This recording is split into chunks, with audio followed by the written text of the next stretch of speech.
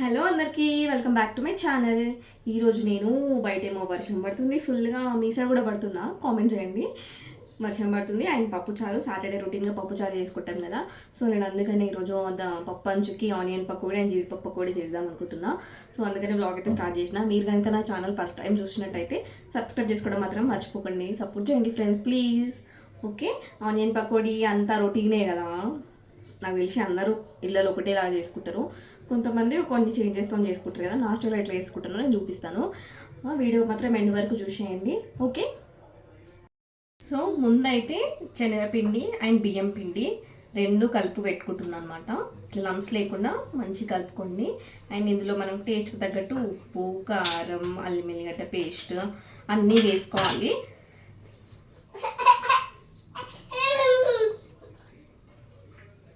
Sorry, మా వాడు ఏడుస్తున్నాడు, డోంట్ మైండ్ ప్లీజ్.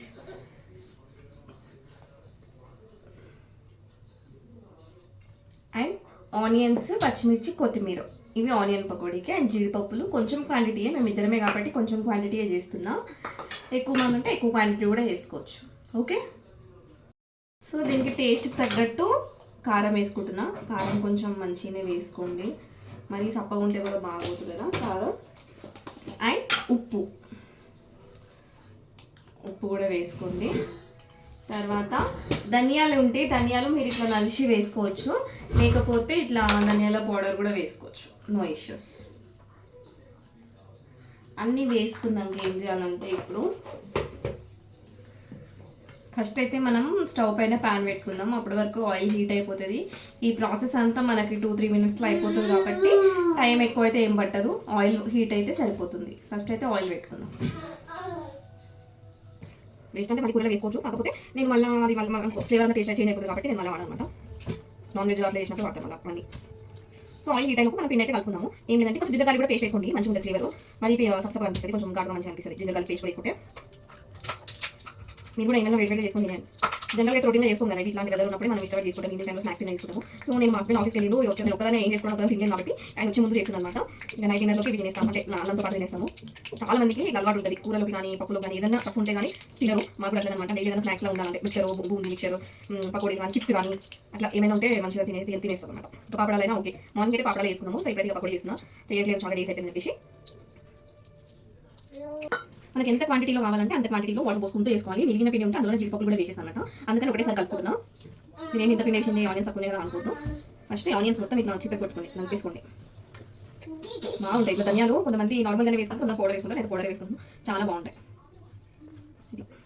కలుపుకున్నాక కొన్ని వాటర్ తీసుకుంటూ పోసుకొని ఎక్కువ పెట్టి ఉండదు అనమాట. మాయిశ్చరైజర్ ఎక్కువ ఉండదు, నార్మల్ డ్రై ఉంటేనే మనకి హోటల్ స్టైల్ లాగా ఉంటాయి అనమాట. బయట స్వీట్ షాప్లో ఉంటారు పకోడీ, ఆ స్టైల్లో వస్తాయి. మంచి స్నాక్ ఐటమ్, తొందరగా అయిపోతుంది. చుట్టాలు ఎవరు వచ్చినప్పుడు చేసేవాళ్ళు కూడా మనం పకోడీ ఈజీ చేసేస్తాం కదా. మేమైతే చేసేస్తాం పకోడీ కానీ ఇట్లా సమోసాలు. యాక్చువల్గా సమోసాలు చేద్దాం అనుకున్నాను, బట్ ఇప్పుడు ఎవరు తినడం టైం కదా. ఈవినింగ్ స్నాక్స్లో అయితే బాగుంటాయి సమోసాలు. సో అది కూడా ఒకరోజు రెసిపీ చేసి పెడతాం, చూడండి.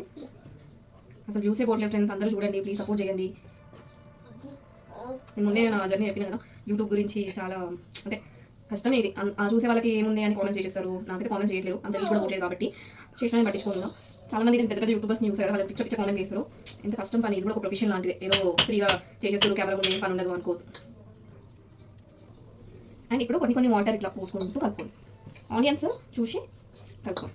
ఆనియన్స్ ఇట్లా పైకి తెచ్చుకొని ఇట్లా కలుపుకుంటూ వేసేసుకోండి.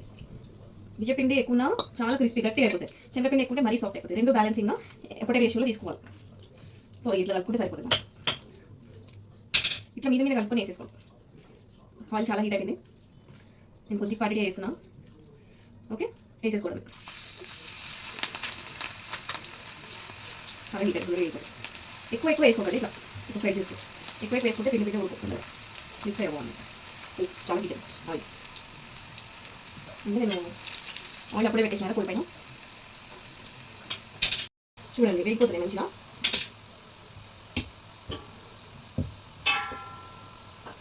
కలిపేసుకోండి, కొంచెం బ్రౌన్ కలర్ వచ్చే వరకు వేయించుకోండి. పెద్ద ఉందని కదా,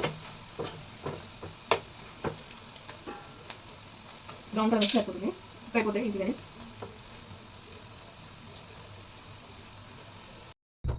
ఆనియన్ పకోడీ అయితే వేసేసిన. ఇప్పుడు జీడిపప్పులు వేస్తున్నాను. జీడిపప్పులు కొంచెం క్వాంటిటీ తీసుకున్నా.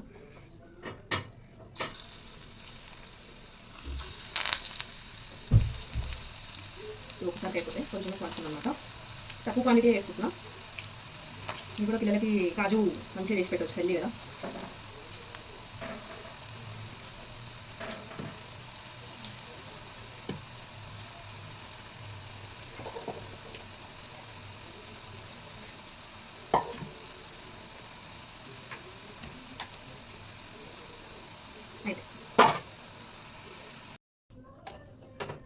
అయిపోయిందండి ఆనియన్ పకోడీ, జీడిపప్పు పకోడీ. జీడిపప్పు పకోడీ కాలుతుంది, చాలా యమ్మీ టేస్టీ. ఈవినింగ్ స్నాక్స్ లెక్క తీసుకొని చాలా బాగుంది. సాఫ్ట్ ఉండాలి, క్రిస్పీ ఉండాలి, అంతే. కొంచెం సాఫ్ట్, కొంచెం క్రిస్పీ. మళ్ళీ సాఫ్ట్ ఉన్న బాగుండు, మరి క్రిస్పీ ఉన్న బాగుండు. సో మంచిగా లైక్ చేయండి, షేర్ చేయండి, సబ్స్క్రైబ్ చేసుకోవడం మాత్రం మర్చిపోకండి. Bye bye.